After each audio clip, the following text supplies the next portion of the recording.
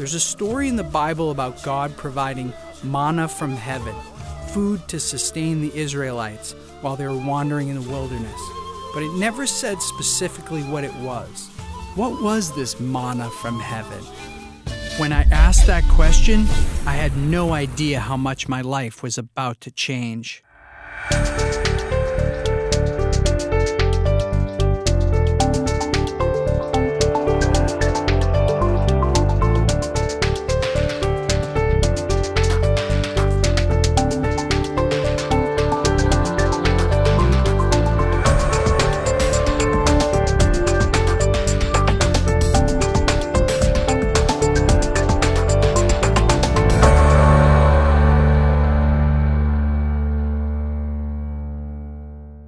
The first miracle that Jesus was reported to have done was turning water into wine at a wedding.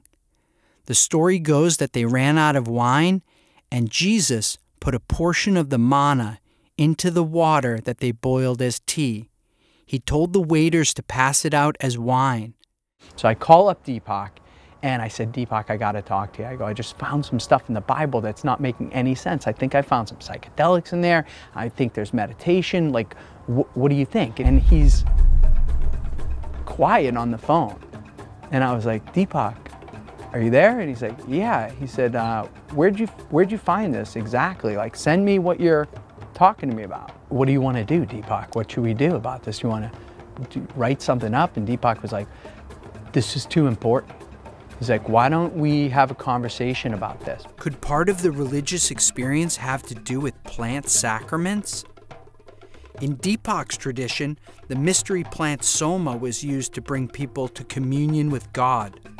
Could have been that the hymns of the Rig Veda were actually sung to this plant which had no seeds, that had no flowers, that was really mushrooms. There's a scene in the movie Noah, starring Russell Crowe, where he has a dream that he's underwater with animals floating past. He wakes up knowing that God wants him to do something, but he doesn't know what. He goes and sits with the wise man in the cave, played by Anthony Hopkins, who gives him some psychedelic tea. He drinks it and has a detailed vision of exactly what God wants him to do. First of all, that's a possibility. Yep. Secondly, why does our brain have receptors to these things? Well, because we are part of the same nature. You know, we're not separate from nature. Science is based on a subject-object split, on a separation that is artificial, me and the universe, when in fact I'm also part of the universe. Sure. So the same electrical storms that create thunder and lightning in the sky create synaptic firings in my brain, which creates thought. We are part of a wholeness. And what the religious experience is to experience that wholeness. What is enlightenment but being one with the source? So whilst they gave people what I wouldn't even call altered state of consciousness, I wouldn't call them hallucinations. They help people break out of the everyday hallucination of separation and to the reality of truth. And whether they did it through wine or manna or soma, who cares? It doesn't even make any sense. How could these ancient plants that connect you to God be somehow taken out? Could these plants be the ancient wisdom that we need for our modern problems? What we call today everyday reality, which we take for normal, okay? There's war, there's terrorism, there's global warming, there's social injustice. 50% of the world lives on less than $2 a day. The environment is totally screwed up. And we say this is normal. Yeah. It's psychotic, right? And it's psychotic because we have created it. What do you think it would take to break through that boundary at this point? I mean, here we are in this 21st century. Let's have a party. We'll bring everybody down to Peru and enlighten them. Yeah, and put some in the pot and let's drink it. Amen. Amen. Did Deepak Chopra just tell me to go down to Peru and drink ayahuasca tea, one of the most powerful psychedelics known to man? Still dazed by what Deepak had recommended, I bumped into our friend Jerry, who had generously loaned us his beach house for the interview. I was curious what he thought about what Deepak said. I didn't realize at the time, but Jerry's world was spinning out of control. Despite having sold his company for almost $100 million, Jerry was abusing drugs, drinking a lot of alcohol, his family was in shambles, and he was basically trying to kill himself slowly. More than I realized, Deepak's words were really sinking in. At this point, you might be wondering who this Zappy guy is. Let me tell you a little bit about myself. I'd done everything society told me to do. Go to school, get a job, make a bunch of money, fall in love, start a family. I was living the American dream. I bought Beer.com for $80,000. A few months later, I sold it for $7 million. Here I am starring in my own Super Bowl ad. Life was becoming very surreal. Even though I had it all, my conversation with Deepak made it clear that there were other experiences that I needed to have. The value that I place on the experience is more important to me. So I always felt like I'd rather have a passport full of stamps than a house of a certain type. It occurred to me that, like most people, I'd been searching for happiness outside of myself, and I was having the realization that I might never be truly happy unless I went inside my own mind to look for some answers. Albert Einstein famously said, "You can't fix a problem with the same consciousness or thinking that got you into the situation." What this meant to me was that if I wanted to solve a problem in my life, or if we as a society wanted to solve some of the big problems we have, like violence, eco-destruction, addiction, depression, we needed to change our collective consciousness. Could society use some of these ancient techniques for its modern problems? I was inspired by people who came before me that seemingly had it all, but chose to take the risk of going inside their own minds. These people were what I would call psychonauts, sailors of the mind.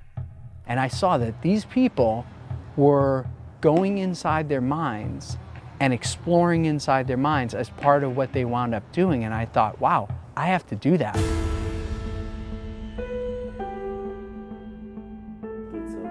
Put some in the pot and let's drink it.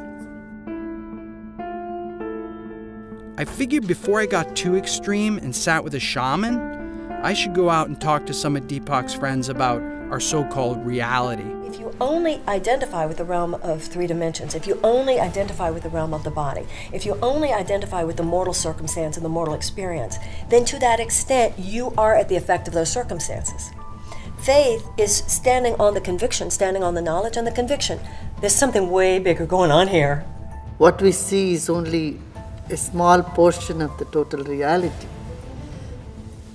See, we have 3 states: waking, dreaming, and sleeping. But beyond that, there is a state where it's neither of these 3. But there is a restful alertness that dawns deep within.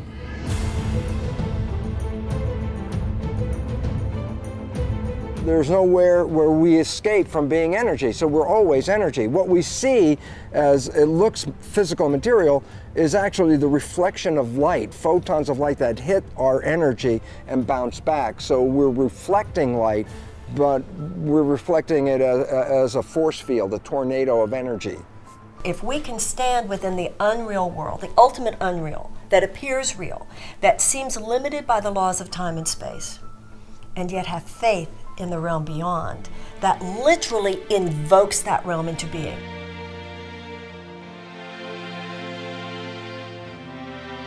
It seemed like what everyone was saying is reality's just a concept.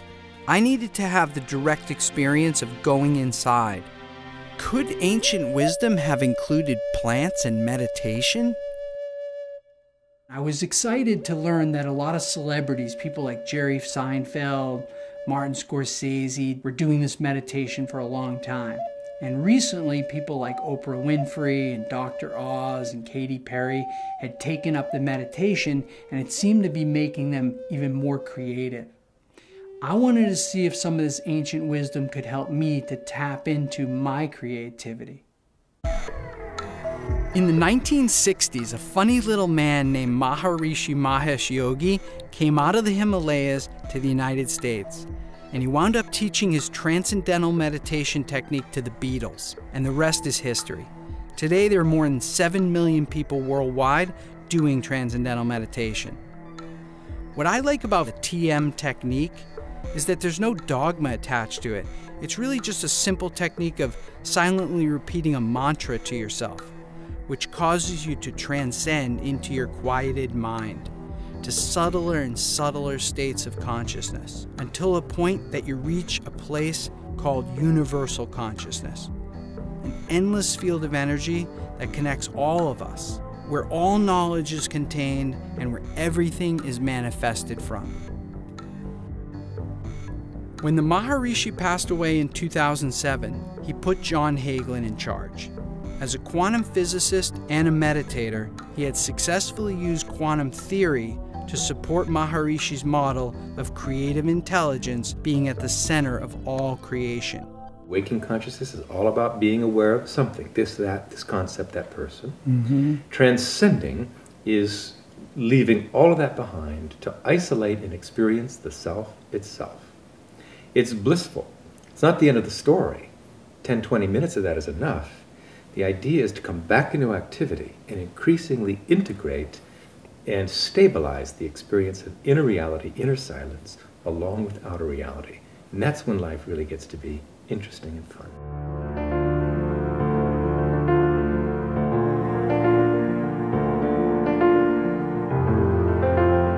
The mind has two aspects to it. It's the brain, this which is very concrete, you can measure it, you can touch it, but it's interacting with this field of consciousness. And what they come together is our individual self, our individual personality. And that's what most people think they are. I'm 5'11", I have this education, I'm this part in society, I have this amount of money. But that's not fundamentally who you are. And to know that, you need to have the experience of that. And that's where meditation experience comes in.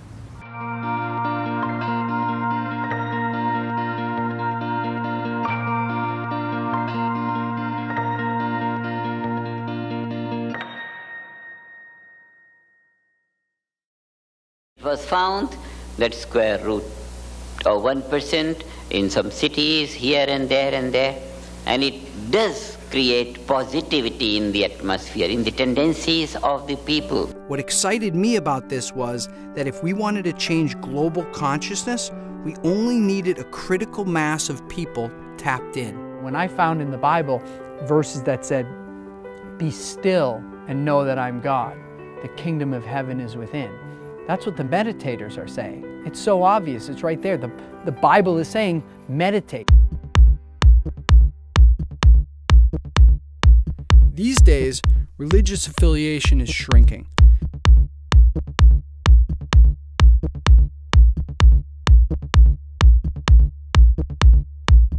I needed to go speak to some of the religious leaders and top scholars of our time about whether meditation was once part of religion. When it comes to religious leaders, there's no one more high profile than Joel Osteen. I wanted to ask Joel what he thought the manna from heaven was. I've always thought that it was like bread, you know, like a mushroom or something. That's what I heard. That's what I heard. Yeah. I'd like it if it was mushroom. It could sustain them and... Wow, I did not expect that. Bible descriptions from Moses and Jesus sound more like mushrooms than bread. In fact, every other miracle that Jesus is reported to have done was after they drank the mushroom tea.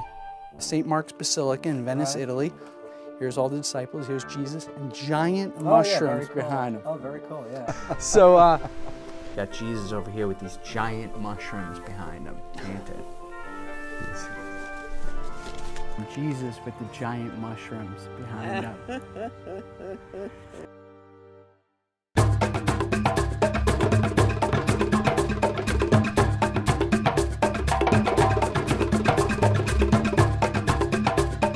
I wanted to talk to some people who've been there, done that.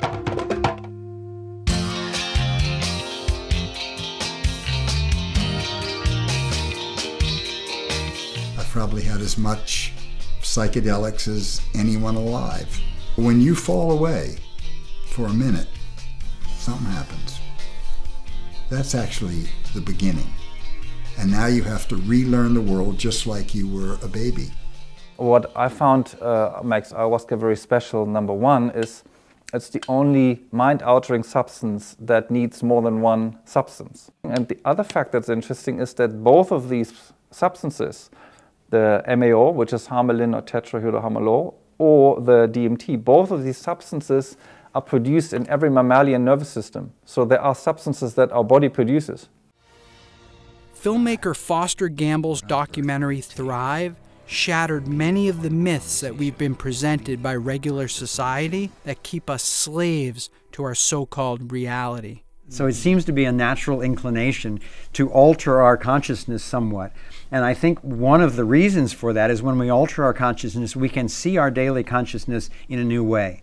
And it shifts, tends to raise and expand our daily consciousness. And to me, that's the point. And if we can use substances, whether it's broccoli or ayahuasca or C-sharp major, to give us a glimpse of what's possible for human beings, and specifically, what's next for me? What am I ready for? When my consciousness separated from my body, it changed the paradigm entirely. I realized, aha, there's something more than this meat vehicle that we have. And that one realization set me off writing all night furiously until the dawn, and it just reevaluated my whole philosophy. And from that point on, I've been on a journey of experiential spirituality, finding the answers myself, and the plants have been the greatest teachers in that quest. Many times there's a huge benefit with one experience because it really gets to the core of what's been happening. So it's almost like 10 years of therapy in 7 hours. Kundalini yoga icon Gurmukh teaches many celebrities how to journey inside using the Kundalini technique. She had her own experience with mind-altering energies. I do not regret anything I've ever done.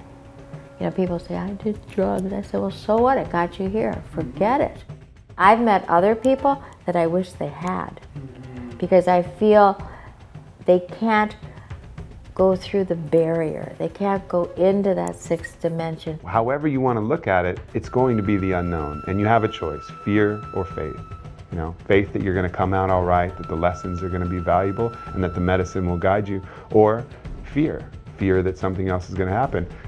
It's going to be the unknown either way, so might as well choose faith. There are times in life where through different means, and God works in mysterious ways, we're shown the mountaintop. It's like through grace. It's like the hand of God lifts us up and just shows us the mountain. I owe a definite debt of gratitude to my experience with various substances. I can't endorse it unless you're at a certain space, in a certain environment, with certain true healers, because it can run havoc, just like LSD did. They are powerful, transformational tools and have to be respected. And if you approach them with enough humility and respect, I tend to believe you'll be fine with them. People are afraid that when they go down there and do these medicines, they're going to lose the things that they love the most about themselves. And that's just this common fear. You get someone who loves their career, and like, what if I go down and tells me I want to be a yoga instructor? I'm like, it's not going to do that, man. And if it does, you're going to be even happier about the fact that it did. There's an opportunity to use psychotropic drugs, which will open up that mind and show you, my God, who you really are. I'm fascinated by it. I'm interested in it. I believe it will have real utility somewhere. It's too soon for me as somebody that's trained to, a certain way, do no harm, help, really be clear about what you're doing. We're not clear yet. Whatever it takes, whether you do the drug or whether you do the meditation exercises or whatever way, I don't really care. There's no doubt in my mind that the first indication, the first formal use for hallucinogens will be at end of life. Because it's clear what I'm reading and seeing in the research is that it improves our ability to be connected with something and feel okay about the dying process. And God knows we need help with that in this country. The traditional psychological model or the traditional medical model, it usually takes years and years and years of therapy and years of intervention and working with a team of experts to get even just a little progress in someone's life. What I've seen, and the analogy I give, is it's 10 to 20 years of psychotherapy, often in 1 to 2 plant medicine sessions. There is a relationship to plant medicine when it is entered through the door of the traditions that brings people more to a sacred recognition of their life, their path. I think the word drug has a lot of negative connotations. I can't think of, maybe if some drug actually cures someone, it's medicine. See, I haven't heard of people going off the rails. I've seen people go off the rails. Before I took the final leap, I needed to hear it from a psychedelic badass. That person is Ram Dass. His real name was Richard Alpert, born to an affluent New England family. He attended Harvard and after graduation began as a researcher at the university. It was the 1960s and LSD had just been discovered. The government was studying its effect on individuals and enemy combatants. While a researcher at Harvard, Alpert and Professor Timothy Leary started to run experiments on students with psilocybin mushrooms and LSD, both of which were legal at the time. The results were nothing short of miraculous. Users were reporting that they were having life-changing experiences, including a study that showed that 60% of alcoholics that were given 1 dose of psilocybin mushrooms in the right set and setting were never alcoholics again.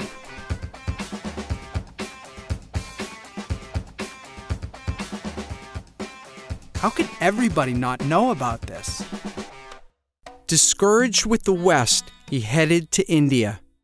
His guru named him Ram Dass, and when he came back to the United States and published his book, Be Here Now, he was followed around by massive groups of young people.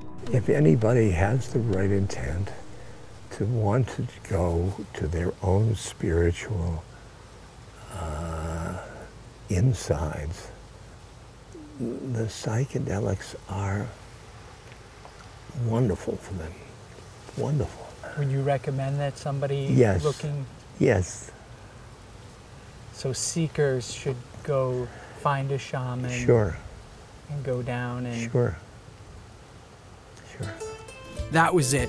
I was going to gather up a group of friends who wanted to take the risk and go as deep into our minds as humanly possible.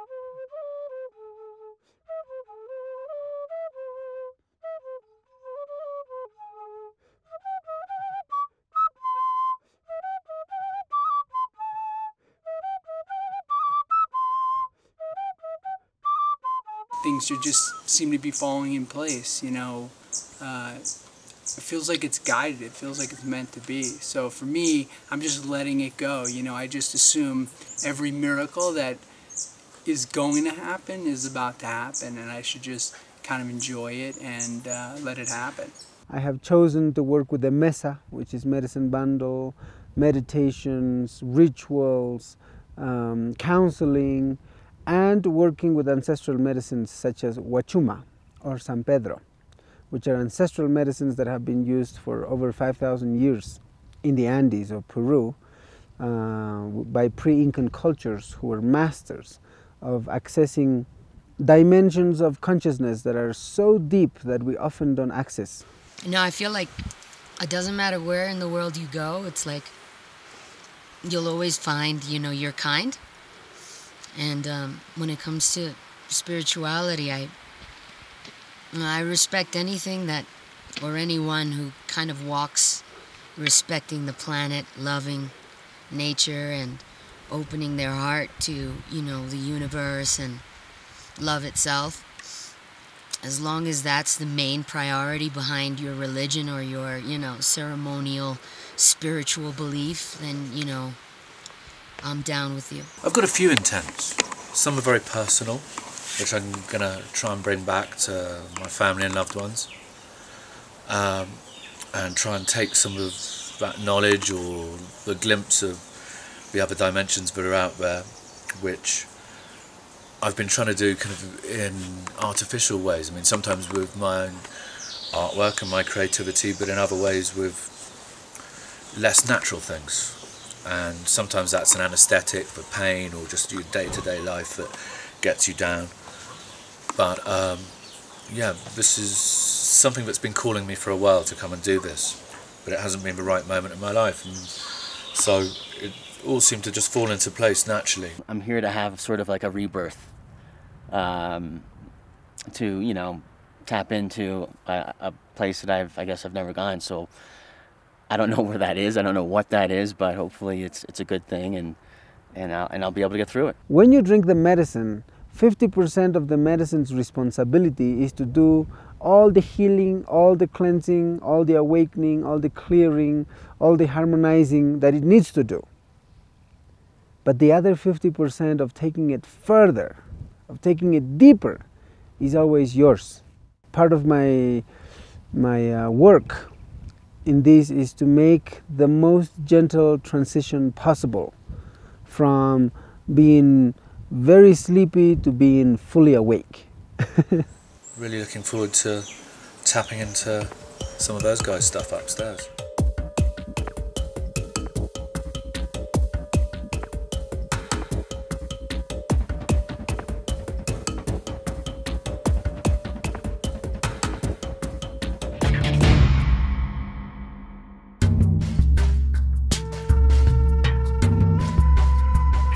The San Pedro trip was gnarly. It was really insane because Freddie Puma, you know, the shaman that introduced us to the catalyst to a spiritual journey, you know, which was the San Pedro, the drink. He so in tune, that guy. And I recalled, you know, being at the top of the mountain, you know, at this plateau where we all, you know, we're just so tired from this massive, you know, high altitude trek, and we're finally, you know, getting some air, and you're looking off at these amazing clouds that are flying right at you, and you're at the precipice of this mountaintop, and, you know, you see hundreds of feet below you, and I got this enormous sorrow that I was just overwhelmed with. And the sorrow that consumed me was something that I've been carrying for many years, kind of like a little rebellious anger, like, why am I here? Like, you know, like, Dad, you know, like, I didn't knock on your balls, you know, to come out into this, you know, universe kind of anger that I've been holding since I was a teenager, you know what I mean? Why stay in the house? Why suffer? Why struggle? When you can liberate all of that and be of higher service while being gentle on yourself. I know that you need your ups and downs so that you can be human and enjoy life and transition, because it's part of the beauty of existence is to be sad and enjoy happiness. You need to know both sides. But this overwhelming sadness wasn't mine. It didn't belong to me. Ever since I was a little kid, it didn't belong to me. It's not mine. I'm a passenger, like Iggy Pop says, you know what I mean? I'm here to ride this, you know, and in a respectful way, respect everything that I come across, and, you know, walk my path with love, and, you know, say goodbye after my journey's done. And he came out, and I felt this warm energy behind me, and there he was, while I was on the rock, overlooking the clouds that are flying towards me. I was just crying, you know? And he touched my shoulder and he said, "It's not yours, let it go.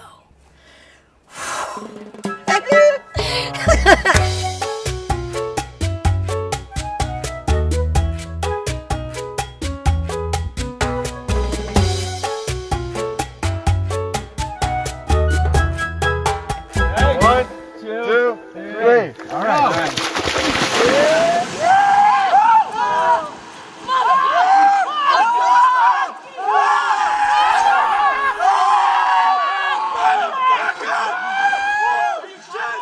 If my trip ended today, I've had, 20 years of heavy pain lifted off of my shoulders, and I'd be a happy camper without doing the ayahuasca. So, I'm feeling really, really, really, really light on my feet, happy, appreciative, and receptive. Very feminine, I'm such a tomboy. It's kind of about time I step into my femininity. My full intent coming down here, my macro intent was to try to share with everybody in the world, for that matter, the fact that there's different ways to see reality, and that we sort of in this moment of chaos need to take a step back, everybody, and just try to see things a little differently. The only way that you're supposed to fulfill your role is by being yourself. That is the heightened you. You attract more love and you attract more energy. One of my intents and one of the things I asked for was to face my fears. And I realized that, no, I don't need to face my fears. My fears are not going to go away. First, I have to accept myself with my fears. Each person have a pattern, and that pattern is 50% woven by the person and 50% by the divine. Ayahuasca is capable of changing that whole pattern. From being one person one day, the next day you're completely another person. I'm open to light and love and just good vibes, and anything that isn't on that vibration or frequency, I'm just like, I don't even see you, you don't exist. So that's how I'm walking into this ayahuasca trip. I'm just in a very receptive place. I just, I know what I'm about, I know what I stand for, and I know what I resonate with, and, I just hope to walk that path, and, whoever's walking along that path, I hope to meet you, and we can join hands and, take this trip together,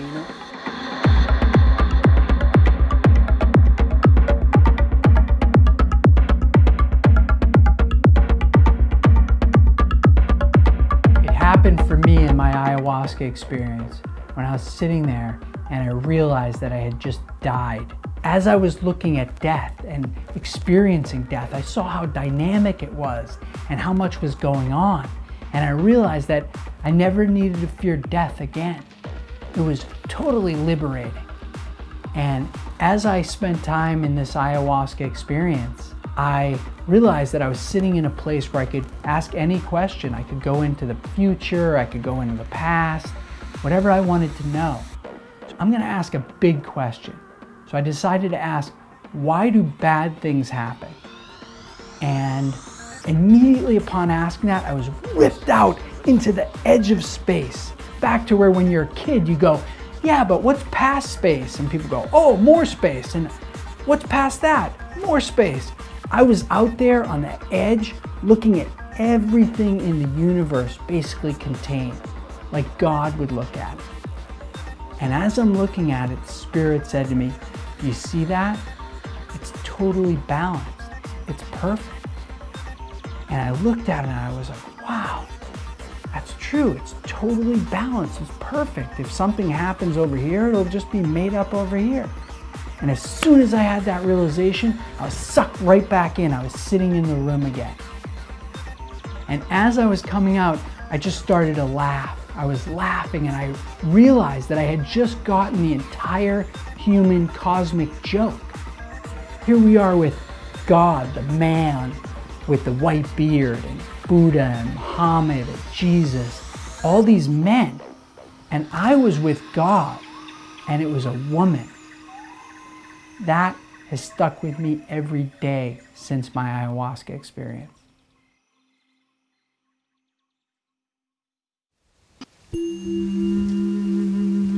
Well, for me, Ingesting the medicine was a destruction of everything I've ever known, everything I've ever believed in, everything I ever thought was true. I tried to reason it for a while, for 2 days after. Try to reason the idea that it's a hallucinogenic drug, Michelle. It just, you know, it takes things from your subconscious and projects them. You know, there's absolutely no way that there's any truth in what you envisioned.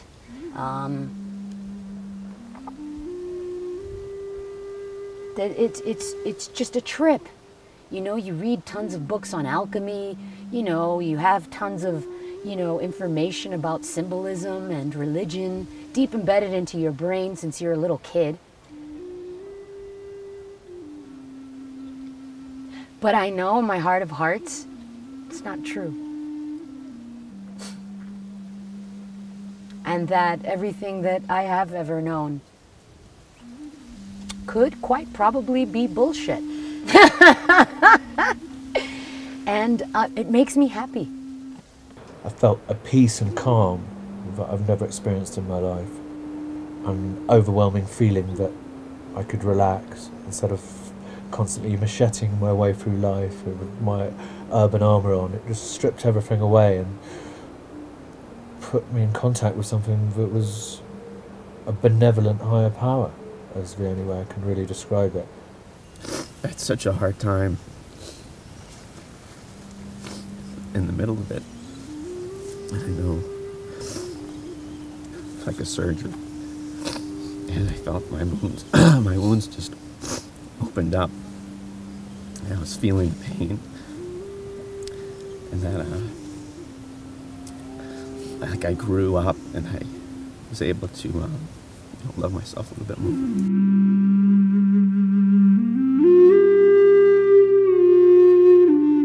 Once I got through that hard part, or the part that I needed to get out, it was just definitely the best life-changing experience that I've ever been through. When people access these medicines, they need to access with full love, with full willpower. Otherwise, they need to find other ways. People will transcend anyways. Now is the time. And these medicines are major assistants, major helpers, major masters, you know, assisting this process of transition for humanity from one level of consciousness to a higher level of consciousness. I've lost a lot of anger, a lot of hatred, and a lot of, you know what, if you're an asshole, be an asshole. It's your fate. You know what I mean? Like, I'm easy now. Like, I'm not angry anymore at all the mean people in the world, you know? Because I accept that they're part of it, and it's all good, you know what I mean? It's not my walk, but, you know, do your thing, and I respect your path. But don't come near me with your evil energy, because I'll knock you the fuck out.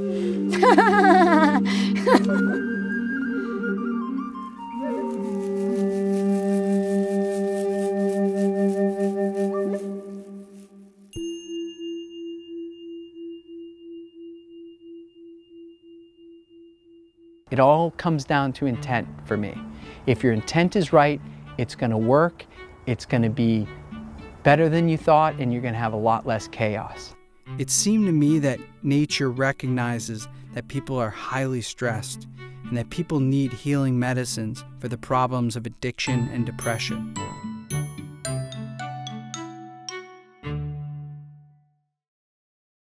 I kept looking for ways to transcend on a daily basis, and I was introduced to Sri Sri Ravi Shankar and his breathing technique called Sudarshan Kriya.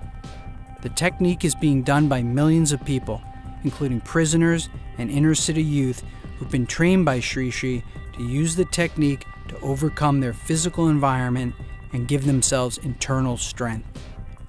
Sri Sri's logic goes that when we're born, we draw in our first breath, and when we die, we let out our final breath. But most people think nothing of it in between, when in fact, breathing may be our most valuable capability. Breath is an important tool, you know. For every emotion, there is a particular rhythm in the breath. And if we attend to the breath by manipulating your own breath, you can slip into the altered state of consciousness at will.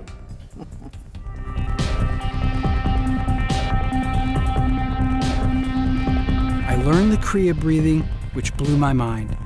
The fact that I was able to put myself into a psychedelic state with just my breath.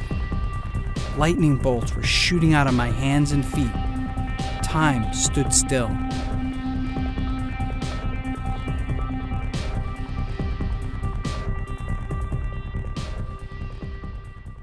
I continued to get together with my friends to talk about our experience and how we were integrating our psychonaut training into our lives. There's a whole group of scientists, very few, but enough, who are saying maybe brain doesn't produce consciousness, maybe brain filters consciousness. You're saying we're transmitters? You're transmitters. Cool. And what you're transmitters of is that infinite potential that you spoke of, that field of possibilities.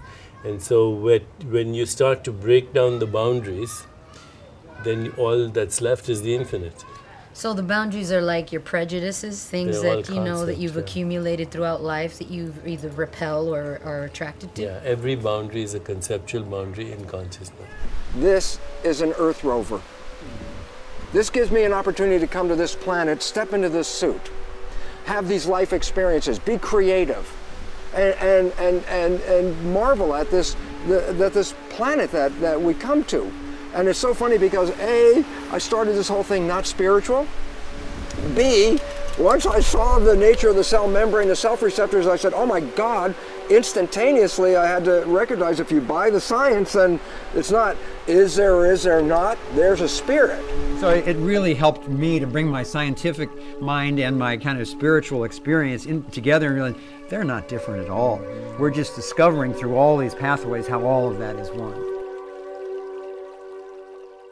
After I started to really journey with the plants was when things sort of changed. When that older boyfriend of mine, I was like 24 at the time, and he told me I was an idiot.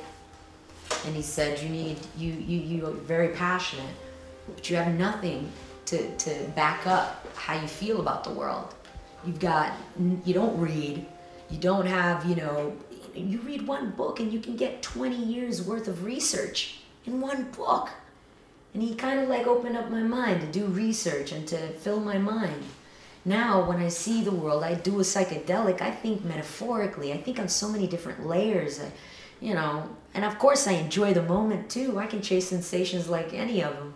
I love to feel good and have fun and interact with people, but information is so beautiful. And if we could just tap into the reservoirs or fountains of the people before us, you never know where it could take you. When I lost Paul, I was like, I went through about a year of just being like an animal. Like, what could I do physically to just get my mind off of existentialism, get my mind off of how transient life is and how we just come here and could disappear at any moment. How could I get my mind off of that? So I was just, summer, crazy, nuts, berserko. Like I did everything I could possibly do to hide from myself. And I'll tell you that my ayahuasca trip made me sad that he left me here. It wasn't a sadness that he's gone, it was more like a jealousy that he's there first. That's fucked up, but yeah. I think it was affirmed to me in the ayahuasca experience and some other trips I've had in my life, where what was happening is when I took the medicine or I meditated and I went inside, that basically I was taking filters off is what was happening. So all this bullshit. Reticular activation system. It's like doors of perception. When he popped it, Yeah. he felt like that filtration mechanism that we create by the age of 7 was just lifted off. You know how like you receive so much information in your visual cortex, but your brain only accepts a certain amount so that you're not overwhelmed? Right. That's your reticular activation system deciding according to your wants, likes, and fight or flight, deciding what information you're gonna take in. Each time I got together with my fellow psychonauts, we felt stronger and stronger about the need to get the information out so we could help others to access some of these ancient techniques that had been so profound in our lives. We should just, this True Reality Society should set up a place in like Costa Rica, put Like a a dome, haven for like a people haven who of- think the same way? Put them all around the world. I like that. And the consciousness of it is like... I'm in. I'm in. All right. Everything's rolling along. Things are falling into place. And, like everything in life, you want validation. You want to know that it's having some kind of an effect beyond just, hey, I'm having a good time, I'm learning a lot, I'm having all these cool experiences, but, is something really happening? And I was looking for some kind of sign that, it was making a difference, because I couldn't see what the difference was, and other than my own friends and people around me. So I was kind of thinking, God, give me a sign here that, this is making a difference, that there's something to it. And then the phone call came from Jerry, who I hadn't seen since we shot with Deepak in his apartment years earlier. Unbeknownst to me, Jerry had taken Deepak's advice as well, and he went down to Costa Rica to do a plant medicine called iboga that comes from an African root. It's the strongest psychedelic known to man, and Jerry was taking it to see if he could break his addiction. The full moon came to Jerry and asked him if he wanted to see why he was so messed up.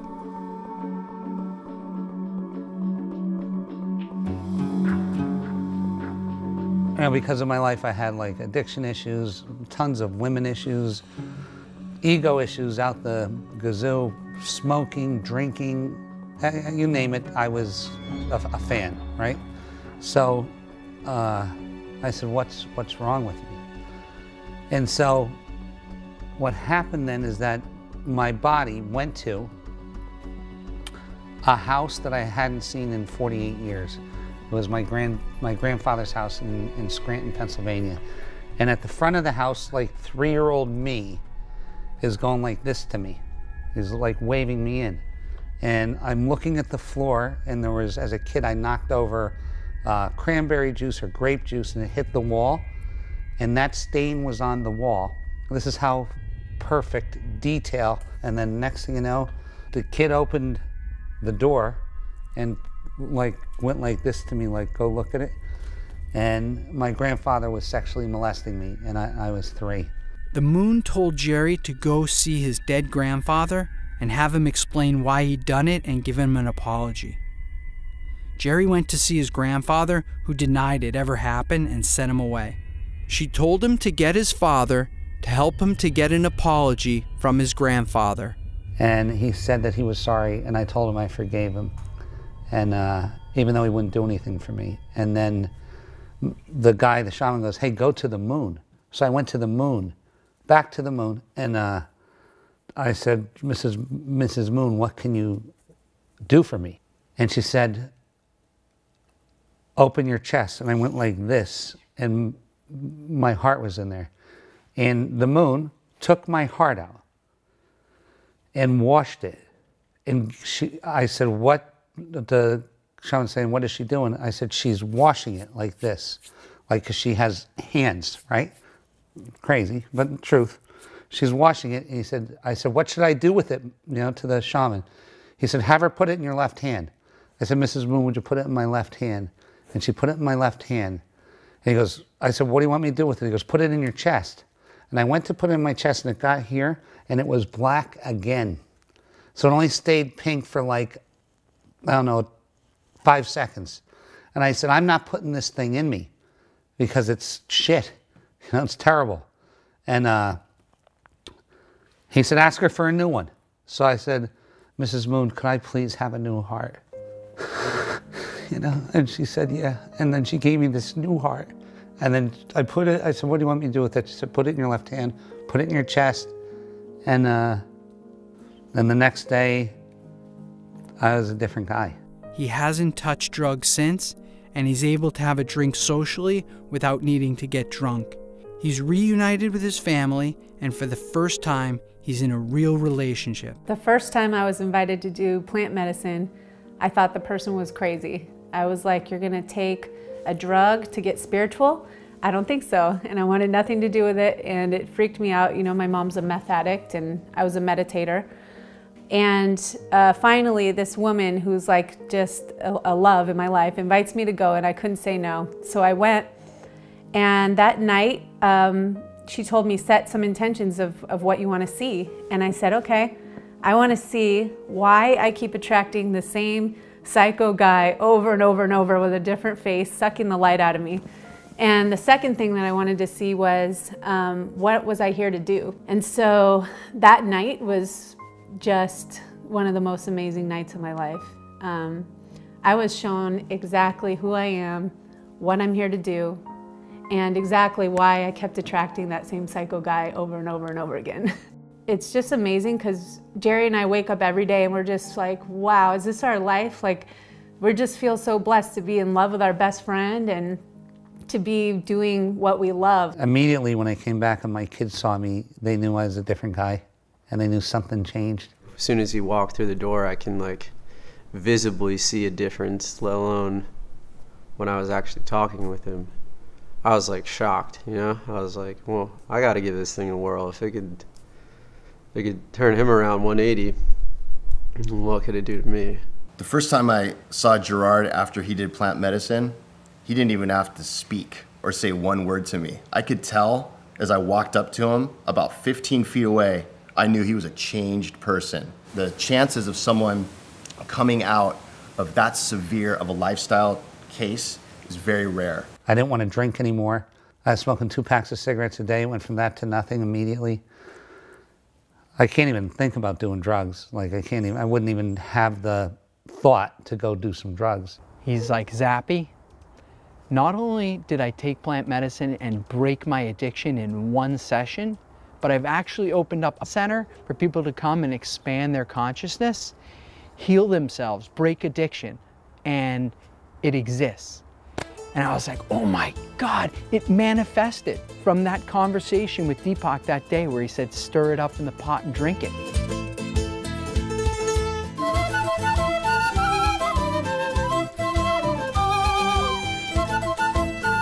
The moon told me, and this sounds so ridiculously crazy, but told me to go buy a center and to make it a plant-based center. Told me what building to buy, told me what to pay for it, told me how to treat my girlfriend, told me how to treat my children, told me that everything would be okay. His place is called Rhythmia. And where is it? Should set up a place in like Costa Rica. This was the miracle I needed. This place had manifested out of that single conversation and the desire to help people break the wiring. The first ever clinic where people can go to expand their consciousness and heal themselves.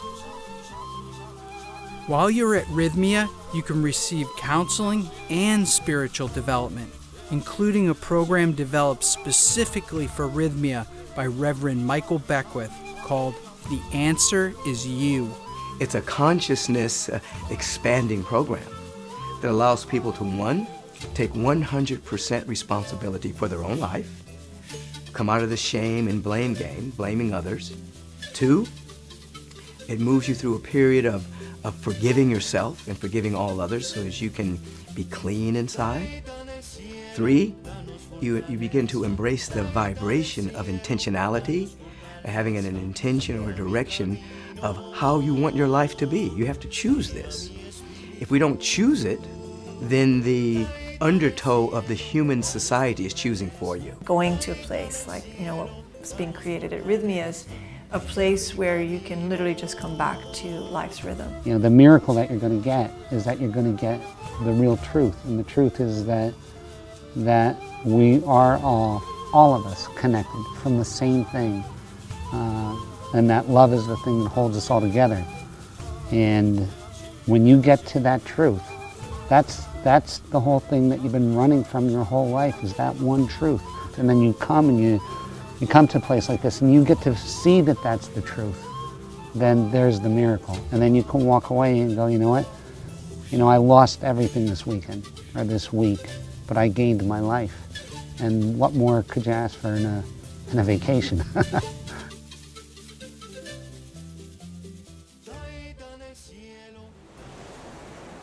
Everything I've gone through has truly been worth it.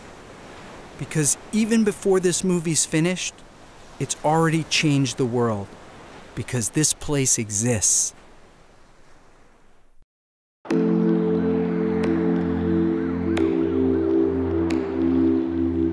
Every act that comes from purpose is supported by nature and has the potential to change things in ways you could have never dreamed of. How do I channel all of this connection into being an efficient human being in society, into giving back? Because for me, love is everything. But you have to almost have a way to re-enter the ayahuasca experience almost on a daily basis to stay tapped into it. And that has to be through meditation or through something that will deliver you back there, if only for a moment.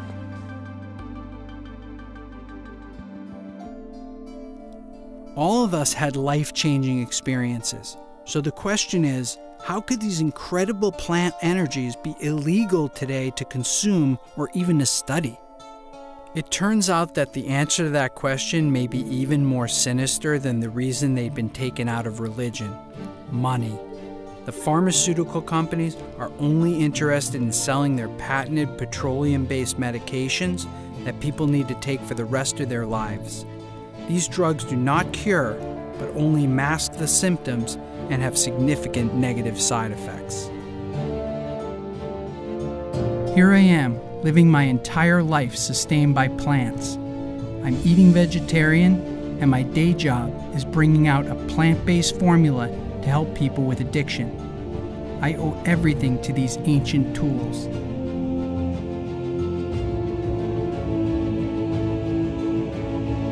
Plant medicine, meditation, breathing. These are some of the tools that were once part of the religious tradition. It's time to bring them back.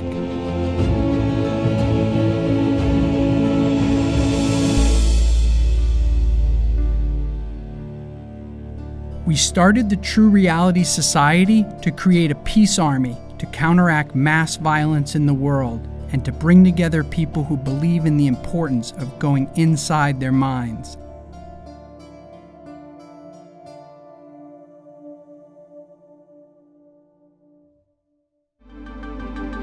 When the sun comes up, I know I've lost it. To the spirits that live beyond us. But every time I sleep, I'm back in your arms and we've just begun.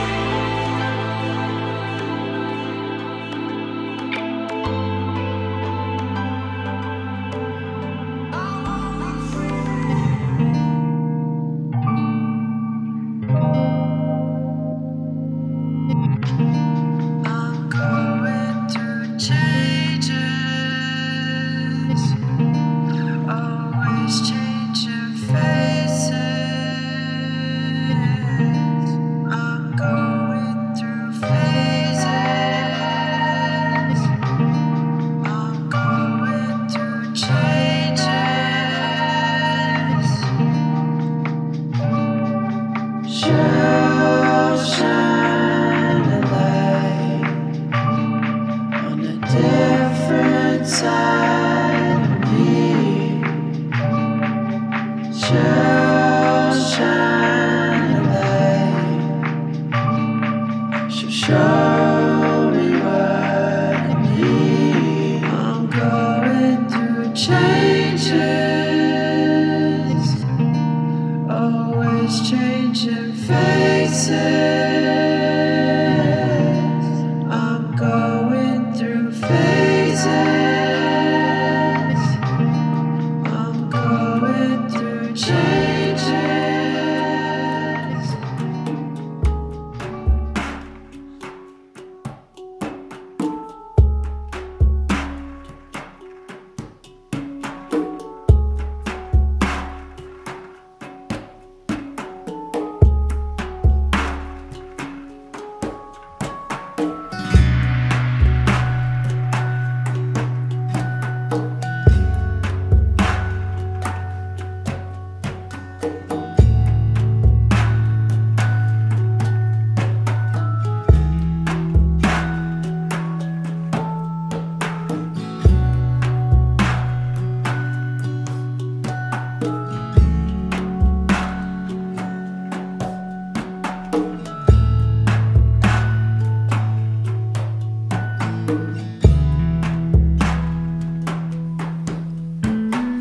Om Shri Mahalakshmi Namaha. Om Shri Mahalakshmi Namaha. Om Shri Mahalakshmi Namaha. Om Shri Mahalakshmi Namaha. Om Shri Mahalakshmi Namaha. Om Shri Mahalakshmi Namaha. Om Shri Mahalakshmi Namaha. Om Shri Mahalakshmi Namaha. Om Shri Shri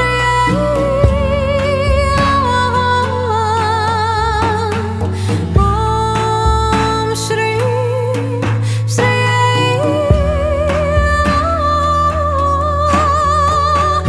Om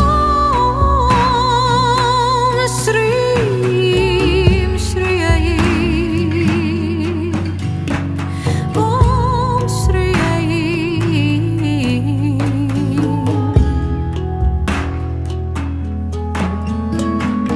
Om Shri Mahalakshmi Namaha.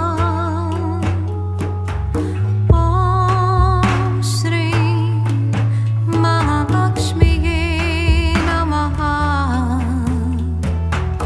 Om Shri Mahalakshmi Namaha. Om Shri Mahalakshmi Namaha.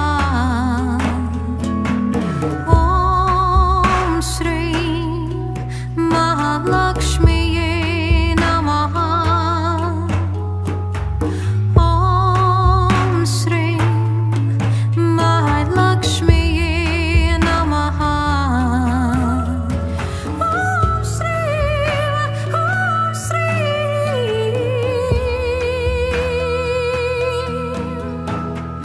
Om Shri Mahalakshmi Namaha.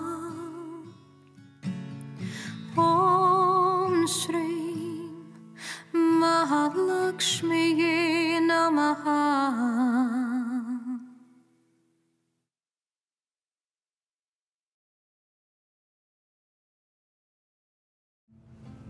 Breathe in slowly and then breathe out slowly.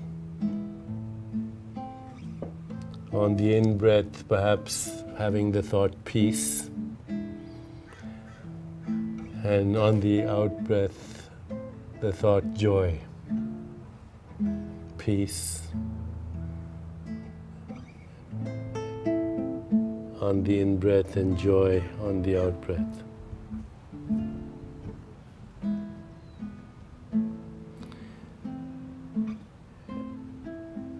And bring your awareness into your heart now. And remember a great experience of love.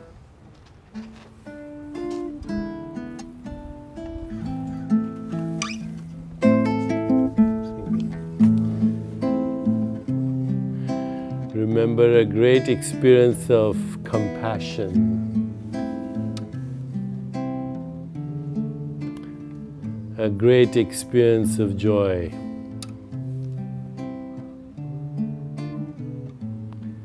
A great experience of equanimity, the peace that passes understanding. And now bring your awareness back into your whole body and allow the boundaries of your body to slowly dissolve and merge with your surroundings. Recognize that every boundary is conceptual. There's no boundary. There are no national boundaries, there are no tribal boundaries, no ethnic boundaries, no racial boundaries, no religious boundaries. They're all imagination. And they have limited our potential. We are the stars, and we are the sky, and we are the moon, and we are the galaxies.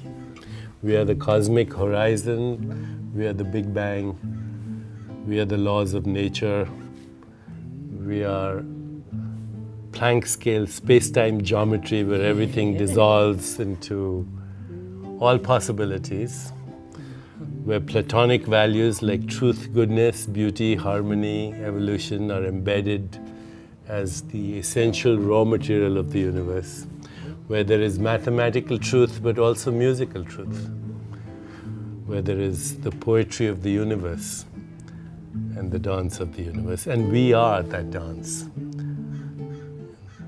The Sufi poet Rumi says, look at these worlds spinning out of nothingness, this is within your power. We come spinning out of nothingness, scattering stars like dust. Out beyond all ideas of right doing and wrong doing, there's a field. I'll meet you there. So remember the field that you went to. It was beyond right doing and wrong doing.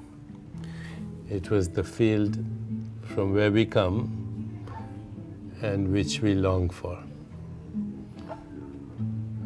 I'll let Roberto finish his Peruvian shamanic song.